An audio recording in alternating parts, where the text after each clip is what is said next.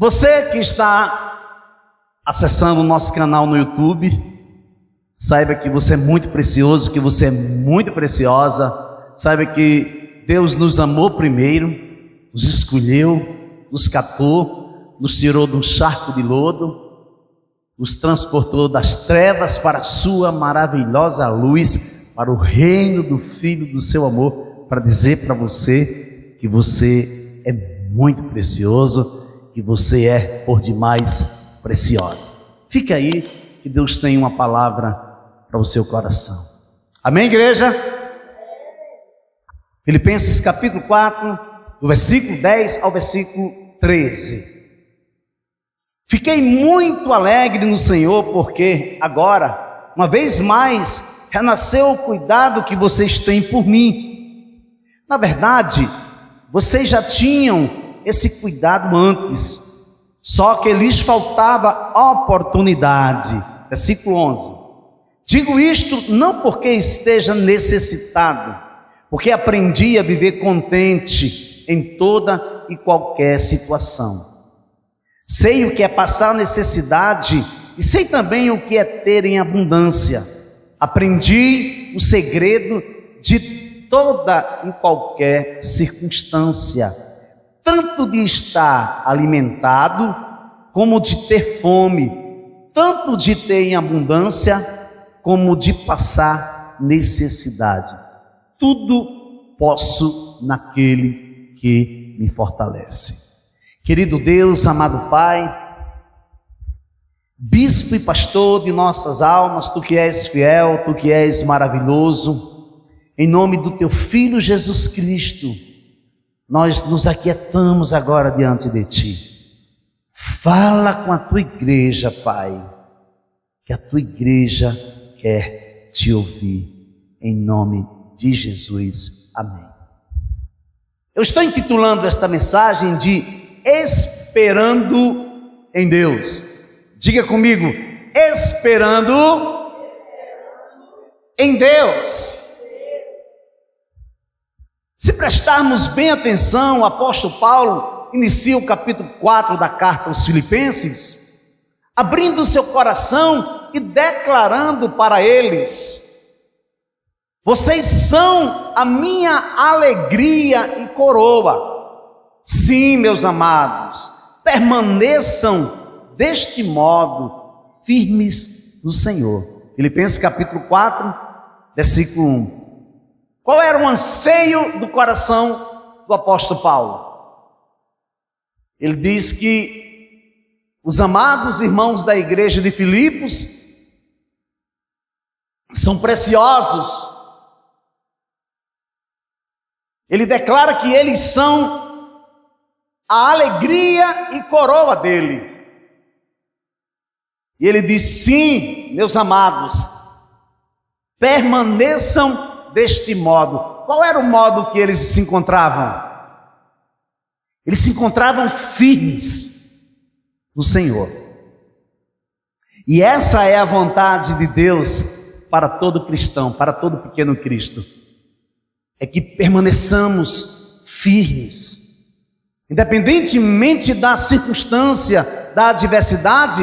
Precisamos ser constantes, precisamos continuar, porque eu tenho por certo que aquele que começou boa obra em vós há de completá-la até o dia de Cristo Jesus. Então, quando nós temos essa certeza, esperamos em Deus. E não existe algo mais maravilhoso, não existe algo mais realizador do que esperar em Deus, descansar em Deus. Veja bem, não se tratava de uma alegria efêmera, algo passageiro, algo que dura somente um dia. A alegria que Paulo estava sentindo, em detrimento dos seus irmãos filipenses, os seus irmãos da igreja de Filipos, não era uma alegria eufórica, não era euforismo, não era euforia, e sim, era uma alegria constante, uma alegria de estar firme, é uma alegria de saber que o trabalho dele não estava sendo em vão. Essa era a verdadeira motivação do coração do apóstolo Paulo. Paulo estava sentindo uma alegria profunda, e essa alegria, ela era permanente. Por quê? Porque Paulo esperava no Senhor. Você está esperando em quem? Eu não sei a situação que você está vivendo, eu não sei exatamente como você entrou por essas portas hoje, eu não sei como é que está o teu coração neste exato momento, mas a questão é, se você está esperando em Deus, eu te digo uma coisa, você vai ter boas notícias. Eu te digo uma coisa, Deus irá te surpreender. Quando menos você esperar, o agir sobrenatural de Deus virá na tua direção. Amém? Aleluia. Na realidade, quando Paulo começa a escrever aos Filipenses, se tratava de um problemão. Você sabia disso? Havia discórdia na comunidade. Duas pessoas viviam em unidade, tinham um só pensamento. Agora pensavam diferentes, discordavam uma da outra. Anunciaram o evangelho juntos, ganharam vidas, almas para Jesus. Mas agora elas se encontram totalmente distante uma da outra e discordando, fazendo com que a atmosfera de fé, koinonia, o partir do pão, as orações, a intercessão não fosse mais a mesma. Porque realmente não é mais a mesma coisa quando existe discórdia, quando não existe a unidade do corpo. Porque o propósito de Deus para a igreja local é um só pensamento, é um só espírito, é se alegrar com os que se alegram e chorar com os que choram. Eu louvo e exalto o nome do Senhor Jesus, porque nós temos tido êxito. Essa igreja tem tido êxito nessa direção, de olhar para o outro, de estender a mão para o outro, de ser provisão de Deus na vida do outro. Eu louvo a Deus porque nós somos uma igreja para a honra e glória do Senhor Jesus. Estamos vivendo em um momento coeso, momento em que a unidade ela está cada vez mais se alicerçando e se fundamentando na pessoa bendita de Jesus Cristo. Alguém já disse por aí que a nossa igreja é uma igreja invisível, né? Isso é bom, isso é maravilhoso. Porque você já viu o sal? Você pega o sal, joga na panela, o que acontece com ele? Ele desaparece. Ele é invisível, mas o sabor está lá, ele dá o sabor, ele traz o sabor. Mas também se o sal for em excesso, ele mesmo invisível, ele vai ficar insuportável. Por quê? Porque tem que ter equilíbrio. Por isso que você, por isso que eu, por isso que essa igreja, por isso que nós todos temos que esperar no Senhor. Esperar no Senhor. E o apóstolo Paulo apela para o que elas viveram, apela para a alegria. Por isso que ele diz: vocês são minha alegria e coroa. Veja aí, capítulo 4 do mesmo texto, Filipenses capítulo 4, versículo 2. Ele diz: peço a Evódia e peço a Sintique que no Senhor tenham o mesmo modo de pensar. Está vendo? É porque elas não pensam mais do mesmo jeito. Porque há muito elas deixaram o mesmo modo de pensar lá atrás. Então, a primeira parte dessa mensagem, eu estou intitulando de Os nossos pecados e o nosso ego são purificados. Mas como assim, pastor? Quando esperamos em Deus, os nossos pecados e o nosso ego são purificados em Deus. Veja aí, Filipenses capítulo 4, versículo 10. Fiquei muito alegre no Senhor, porque agora, uma vez mais, renasceu o cuidado que vocês têm por mim. Na realidade, vocês já tinham esse cuidado antes, só que lhes faltava oportunidade. Embora não dependesse da oferta que recebeu dos irmãos de Filipos, e nem mesmo procurasse, Paulo se alegra com tal sacrifício, que agrada a Deus e beneficia quem recebeu. Ele não dependia dessa oferta, e essa oferta, amado, foi em donativos, em espécie, em dinheiro mesmo. Mas mesmo não dependendo dessa oferta, Paulo se alegra. Quando colocamos uma panela na água, sobre o fogo, a água ferve eventualmente. Não podemos apressar nem impedir a fervura, observando a água, mexendo-a constantemente, nem ignorando-a. Independentemente do que fizermos, a água ferverá quando alcançar a temperatura de ebulição. A fervura é o resultado da aplicação de calor à água, e não o resultado de alguma ação da água sobre a mesma. Você entendeu? A água, ela não é responsável pelo resultado da fervura. Não podemos apressar, nem podemos impedir a fervura. Mesmo assim ela acontece. A fervura é o resultado da aplicação de calor à água, e não o resultado de alguma ação da água a si mesma. Mas, pastor, o que você quer dizer com isso? Semelhantemente, quando passamos pelo fogo das aflições ou das tribulações, as coisas acontecem dentro de nós. Acontece no homem interior e acontece na mulher interior. É dentro de nós, é algo interiorizado, sem nenhum esforço de nossa parte. Elas são o subproduto do calor de Deus aplicado à água da natureza humana.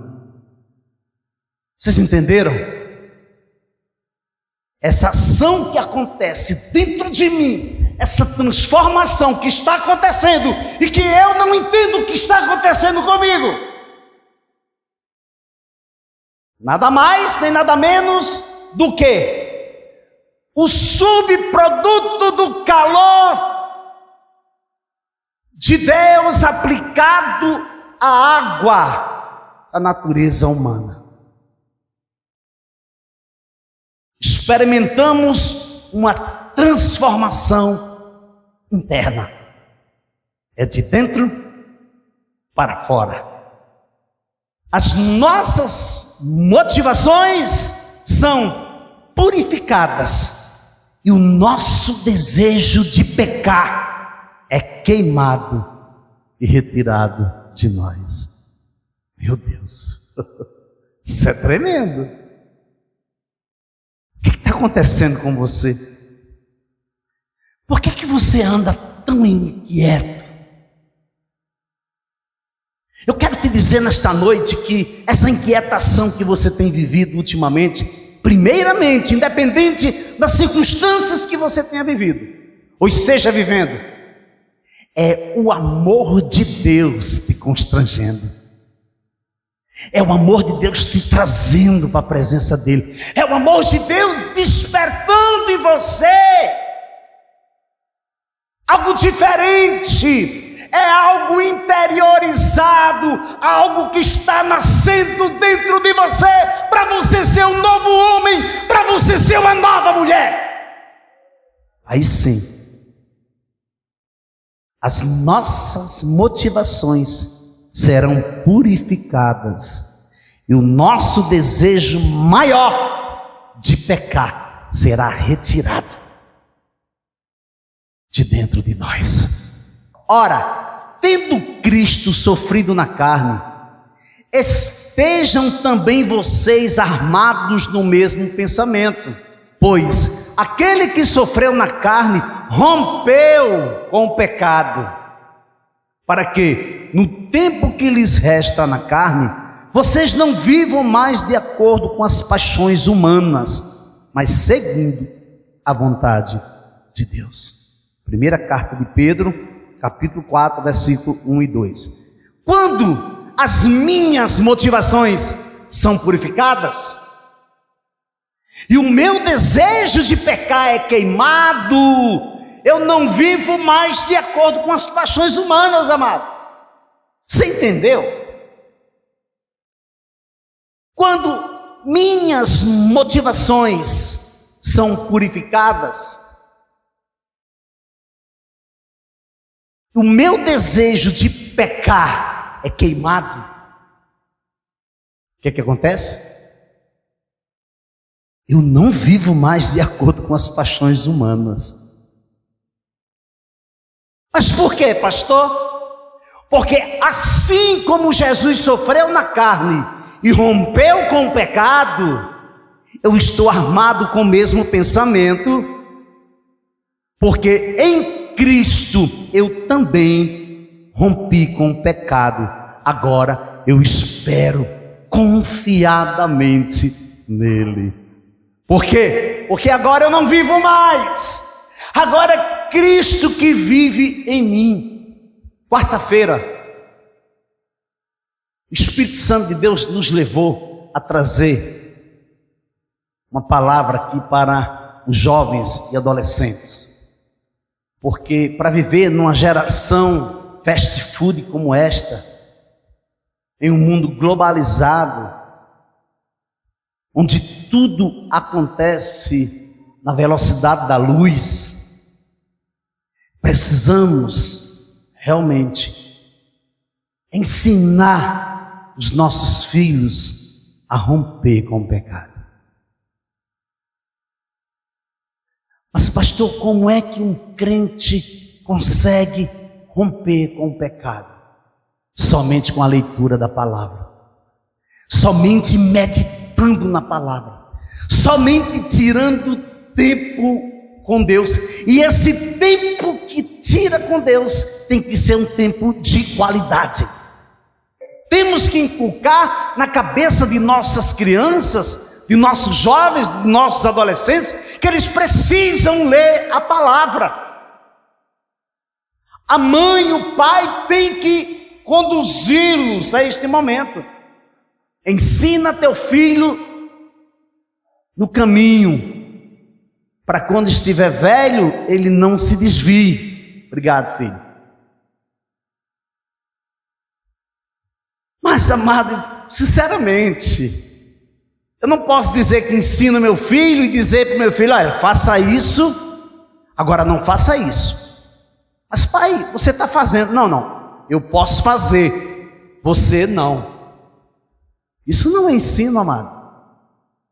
Isso é destruir com a vida do seu filho, isso é destruir com a vida da sua filha. Você tem que ser exemplo, você tem que ensinar no caminho. É no caminho. Se a sua filha, se seu filho perceber, e claro que percebe, porque os nossos filhos são esponja. Se ela vir você mentindo, ela vai mentir. Ela vai ser uma coisa na sua frente, por trás ela vai ser outra. e vai pagar um preço muito alto.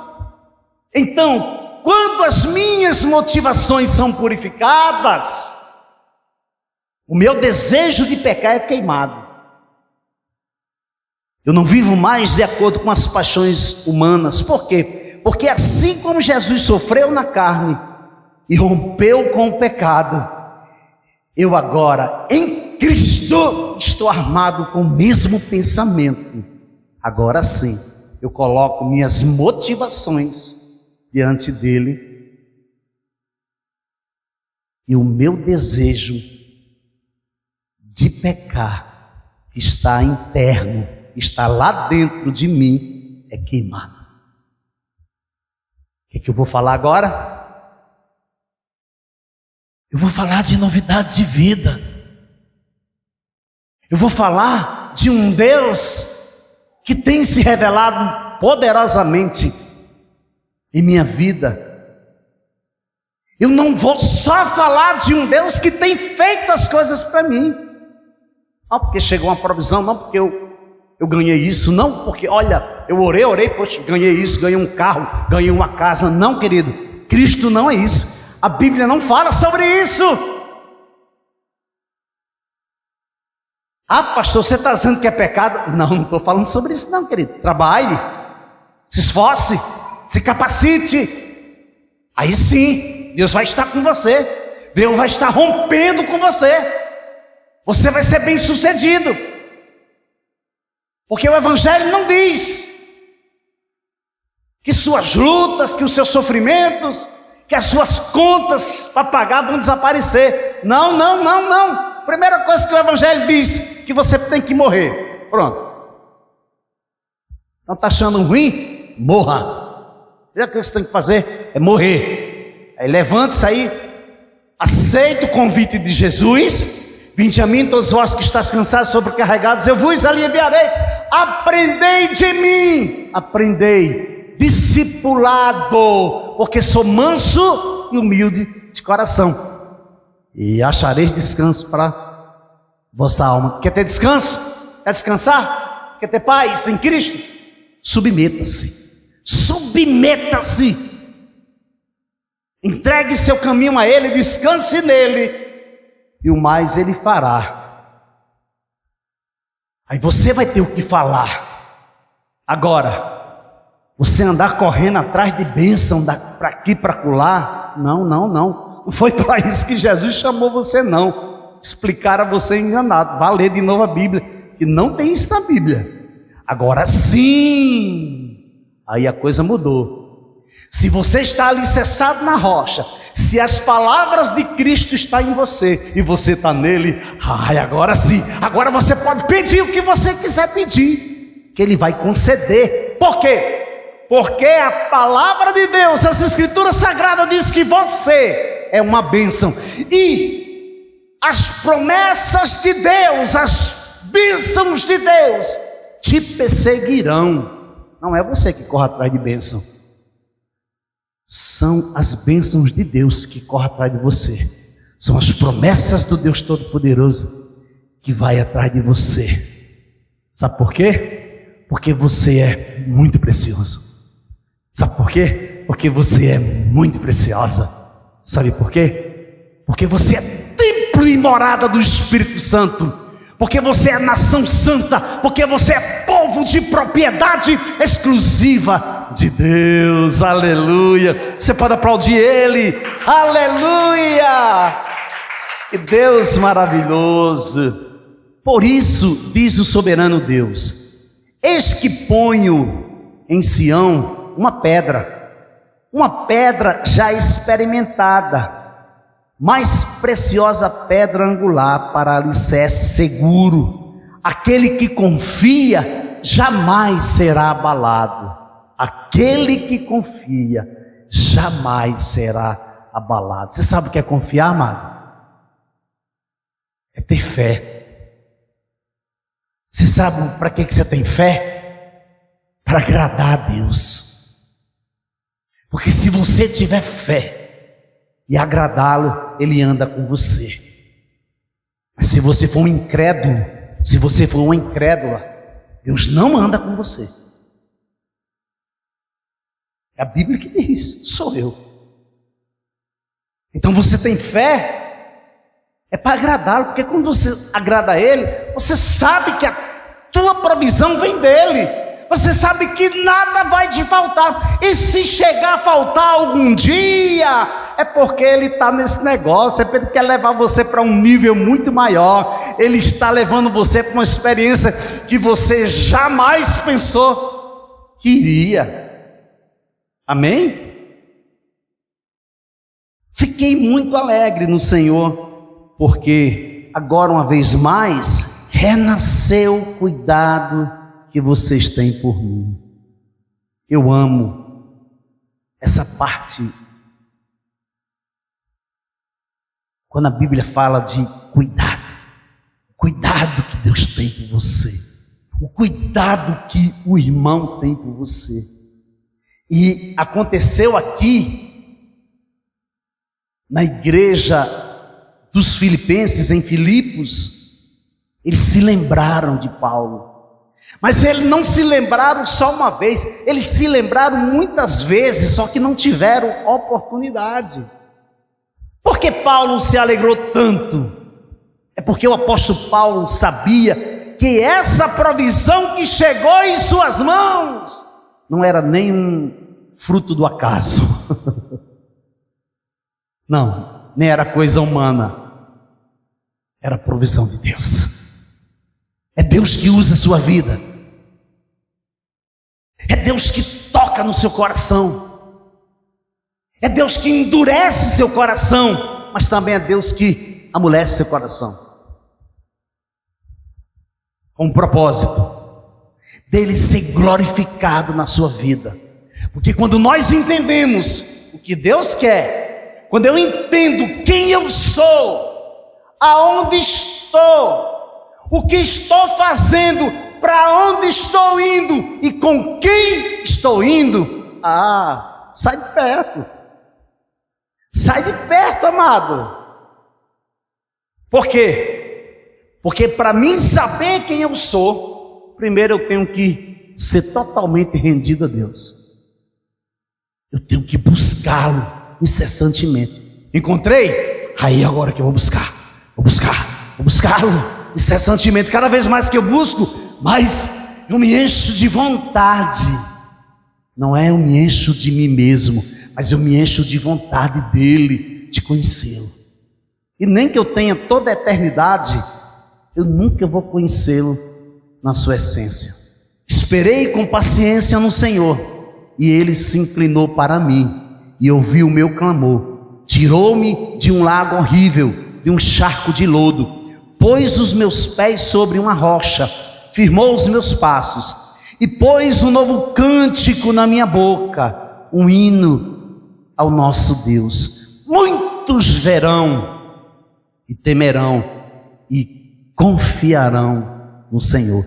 Esse é o propósito de Deus para a minha vida, para a sua vida.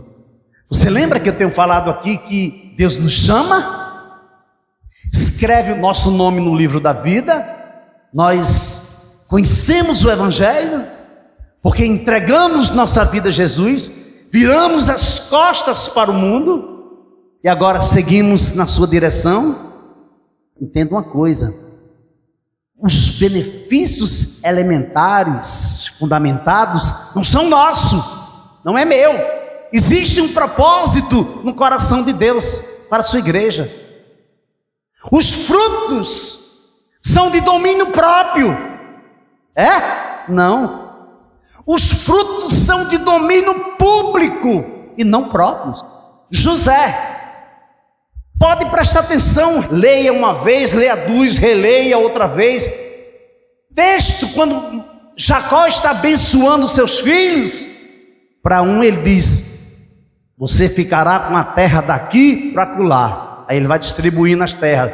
Quando ele chega em José, a história muda. José, meu filho, você será como uma árvore plantada junto a ribeiros de água, e no seu tempo, no tempo certo, dará o seu fruto.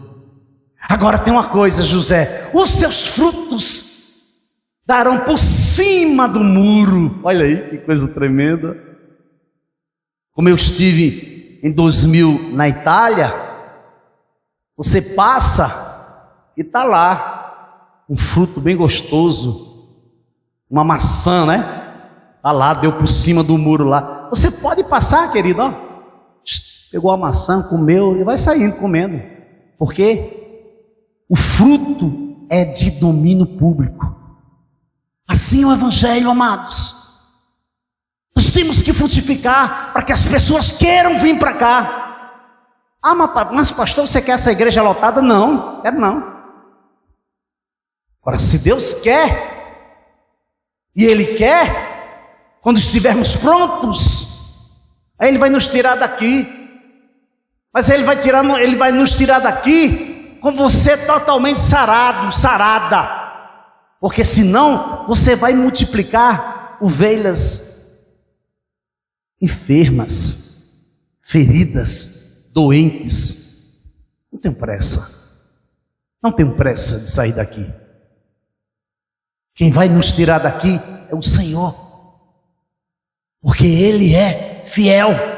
Essa obra não é nossa. Essa obra é dele. O interessante de tudo isso é que o apóstolo Paulo corrige rapidamente qualquer falsa impressão de que ele estivesse se queixando de necessidade. Veja aí o versículo 11 do capítulo 4 de Filipenses. Digo isto não porque esteja necessitado, porque aprendi a viver contente em toda e qualquer situação. Filipenses capítulo 4, versículo 11. Segunda parte da mensagem. Quando esperamos em Deus, o poder de Deus começa a operar em nós. Filipenses capítulo 4, versículo 12. Sei o que é passar necessidade, e sei também o que é ter em abundância. Aprendi o segredo de toda e qualquer circunstância, tanto de estar alimentado, como de ter fome, tanto de ter em abundância, como de passar necessidade. Não importa quão desesperadoras as circunstâncias poderiam ser, ou quão grande a soma de todas elas. Paulo já tinha experiência. Você sabia que desde o dia que Jesus resgatou você, você lembra do dia que Jesus resgatou você? Aquele dia que você chorou, mas o choro foi diferente, porque era um choro que só você entendia. Eu sei que o meu choro, meu Deus, quando eu abri meus olhos, eu não sabia mais onde é que eu estava. A primeira reação que eu tive foi de medo, de desespero. Onde é que eu estou? Onde é que eu estou? Onde é que eu não sabia onde é que eu estava. Mas foi tremendo. Tremendo. Deus pegou assim, me tirou das trevas literalmente e me trouxe para a sua maravilhosa luz. E sabia de uma coisa? Você tem experiência. Você pensou sobre isso hoje? Você tem experiência. Você já passou por dificuldades. Você já passou por situações que você achava que iria ser derrotado, que iria ser derrotada, e Deus te sustentou, e hoje você está aqui. Você já esteve em situações pior do que você se encontra, e Deus não tem te sustentado, e Deus não tem te amado, e Deus não tem cuidado de você. Agora, não é possível que você não aprendeu, porque se você não aprendeu, amado, sinto muito, você vai rodar em círculo, vai ficar rodando, até um dia você aprender. O Espírito Santo que habita dentro de mim, que habita dentro de você, ele nos constrange, ele nos convence do pecado, do juízo e da justiça. Quando estamos esperando em Deus, há uma lei espiritual regendo todo o processo da espera. Você sabia? Quando resolvemos esperar, quem gosta de esperar aqui, por favor, levanta a mão. Não acredito, que decepção. Ninguém levantou a mão. Porque, amado, a espera, na maioria das vezes, ela maltrata. É como se a nossa carne estivesse sendo moída. É como se eu quisesse algo, desejasse muito, mas muito, e Deus disse: fica aí, filho, espera. Aí eu fico esperando. Sabe o que acontece? Na maioria das vezes, eu olho para Deus e digo: eu não quero mais o que eu pedi a você. Você não me entende. Você não sabe o que está fazendo. Então não foi isso que eu pedi para você, Deus. Então eu não quero. E pronto, faz biquinho e não quer mesmo não, sabia? Por quê? Porque não aprendeu a esperar. Quer ver algo que nos dá base para isso? Capítulo 1 de Tiago, a partir do versículo 2. Meus irmãos, tenham por motivo de grande alegria o fato de passarem por várias provações, sabendo que a provação da fé que vocês têm produz perseverança. Ora, a perseverança deve ter ação completa, para que vocês sejam perfeitos e íntegros, sem que lhes falte nada. Se, porém, algum de vocês necessita de sabedoria, peça a Deus, que a todos dá com generosidade e sem reprovações, e ela lhe será concedida. Agora, o segredo está aqui, ó. Peça-a, porém, com fé, em nada duvidando, pois o que duvida é semelhante à onda do mar, impelida e agitada pelo vento. Que uma pessoa dessas não pense que alcançará do Senhor alguma coisa, sendo indecisa e inconstante em todos os seus caminhos. Você vê por que ele está dizendo que nós temos que ter alegria, motivo de alegria, pelo fato de passarmos por várias provações? Porque quem está sendo reparado, quem está sendo preparado, são todos os meus caminhos, não é uma parte da minha vida. Deus não reparticiona a sua vida, nem reparticiona a minha vida não, amado. Ele vai completar a boa obra. Agora eu tenho que me submeter a Ele. Quando estamos esperando em Deus, o que acontece? Há uma lei espiritual regendo todo o processo de espera. Primeiro, Deus controla o tempo. Você viu? Estou esperando. Tenho que descansar. Por que eu tenho que descansar? Porque não depende de mim. Deus é quem está regendo. Deus é quem controla o tempo. Veja o que é que Gálatas capítulo 4, versículo 4 e 5 diz.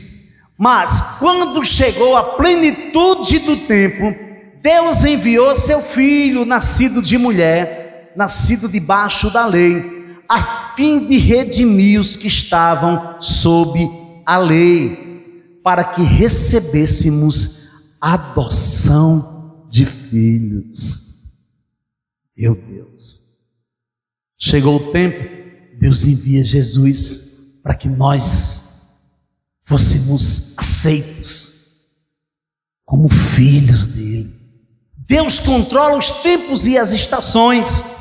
Ele tinha um tempo determinado para enviar Jesus ao mundo. Ele tem um tempo determinado para todas as coisas. Então, Dora, espera em Deus. Segundo, Deus revelará o tempo dele para você.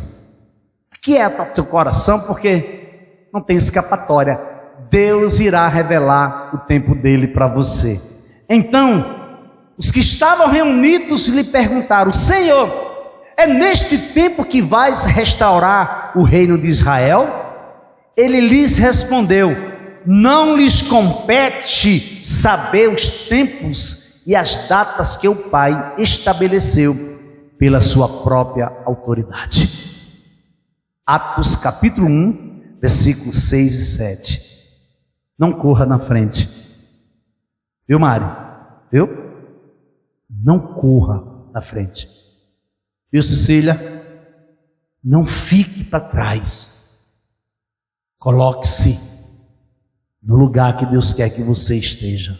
Não fique para trás. Espere no Senhor. Ele revelará o tempo dele para você. Precisamos ter em mente que existe um segredo, e esse segredo o apóstolo Paulo diz que aprendeu. Meu Deus, eu devo estar sofrendo, passando fome, passando necessidade, apanhando, naufragando, tramando a minha morte, e eu ainda tenho que aprender um segredo, Rondinelli Castelo. Viu, Flavinha? Existe um segredo. Versículo 12, na parte B, ele diz: aprendi o segredo de toda e qualquer circunstância, tanto de estar alimentado como de ter fome, tanto de ter em abundância como de passar necessidade. Aí você vê todo mundo dizendo por aí: tudo posso naquele que me fortalece. Aí quando o negócio aperta, a pessoa perna para quem te quer. Por quê? Primeiro, não se submeteu. Quando você vê uma pessoa que está passando pelo mesmo problema, é porque essa pessoa não aprendeu ainda o segredo, porque essa pessoa não se submeteu ainda, e porque as motivações do seu coração ainda não foram purificadas. É incrível. Os que sem razão me odeiam são mais do que os fios de cabelo da minha cabeça. Muitos são os que me prejudicam sem motivo. Muitos os que procuram destruir-me. Sou forçado a devolver o que não roubei. Tu bem sabes como eu fui insensato, ó Deus. A minha culpa não te é encoberta. Não se decepcionem por minha causa aqueles que esperam em ti, ó Senhor, Senhor dos exércitos. Não se frustrem por minha causa os que te buscam, ó Deus de Israel. Salmos 69, versículo 4 e 6. O que é que o salmista está dizendo? Ele está reconhecendo o seu pecado. Aí sabe o que é que você faz? Você peca, você erra e você se condena. Não precisa nem um diabo para condenar você, porque você mesmo se condena. Você mesmo vai olhar para mim e diz: olha para você mesmo, não tenho mais jeito, pronto, não presto mais para isso, esse casamento não vai dar certo, pronto, desisto de mim mesmo, pronto. O que é que o salmista está dizendo? Tu bem sabes como fui insensato, ó Deus, a minha culpa não te é encoberta. Não se decepcionem por minha causa aqueles que esperam em ti. Ele está dizendo o quê? Ele está dizendo que ele não esperou, né, do Senhor, que ele foi insensato. Mas ele diz: olha, não se decepcionem por minha causa. Aí ele continua dizendo: ó Senhor, Senhor dos exércitos, não se frustrem por minha causa os que te buscam, ó Deus de Israel. O salmista está intercedendo por você, que está trazendo condenação para a sua vida. Para com isso. Para com isso, se arrependa. Dobre seu joelho, bote sua cara no pó e se arrependa. Será que é mais fácil se condenar do que se arrepender? Olha, não tem escapatória. Não tem escapatória.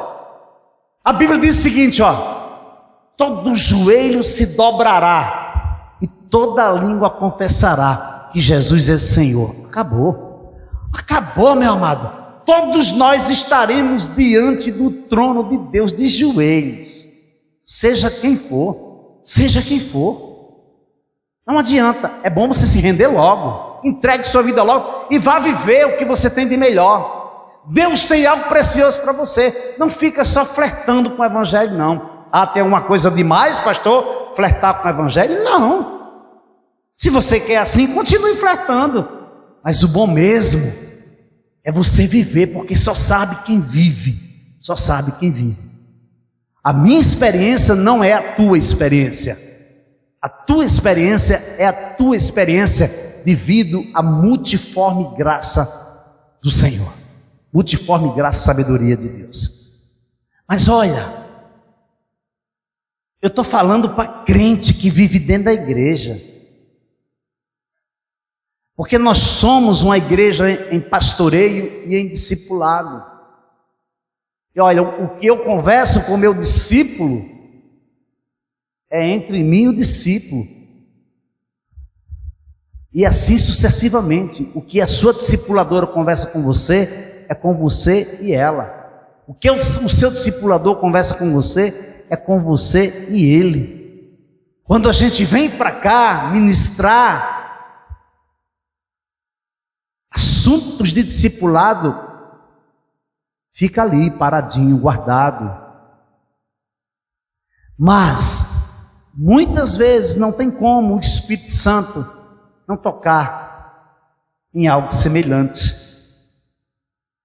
E nos revelou o ministério da sua vontade, de acordo com o seu bom propósito que ele estabeleceu em Cristo. Isto é, de fazer convergir em Cristo todas as coisas, celestiais ou terrenas, na dispensação da plenitude dos tempos. Nele fomos também escolhidos, tendo sido predestinados conforme o plano daquele que faz todas as coisas segundo o propósito da sua vontade, a fim de que nós, os que primeiros esperamos em Cristo, sejamos para o louvor da sua glória. Efésios capítulo 1, versículo 9 a 12. Mas qual foi o segredo que Paulo aprendeu? Paulo aprendeu o contentamento, amado. Paulo aprendeu a viver contente. Você sabe o que é contentamento? É ser pleno em tudo o que Deus é em nós, através de Cristo. Pronto. Paulo aprendeu esse segredo. Você quer aprender esse segredo? Submeta-se à vontade do Senhor. Espera nele. Espera nele e o mais ele fará. Porque quando eu sou contente, quando eu tenho contentamento em Deus, por tudo que Jesus é para mim, eu posso estar passando por dificuldades, por humilhação, por situações que jamais pensávamos em passar.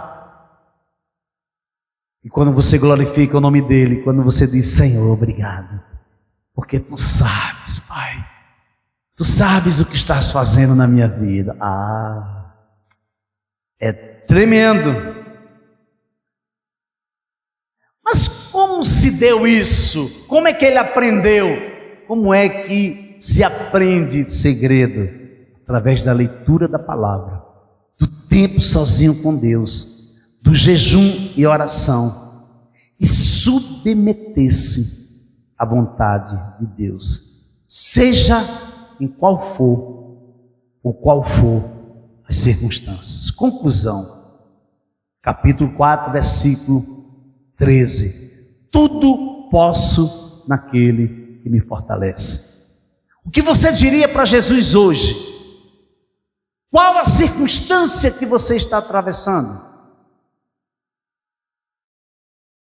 Você tem entregado tudo no altar? Você tem descansado nele? Você tem esperado no Senhor?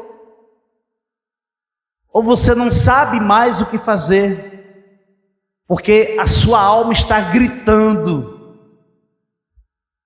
E você não consegue encontrar resposta para a atual conjuntura que você vive? Então submeta-se. Submeta-se a Deus.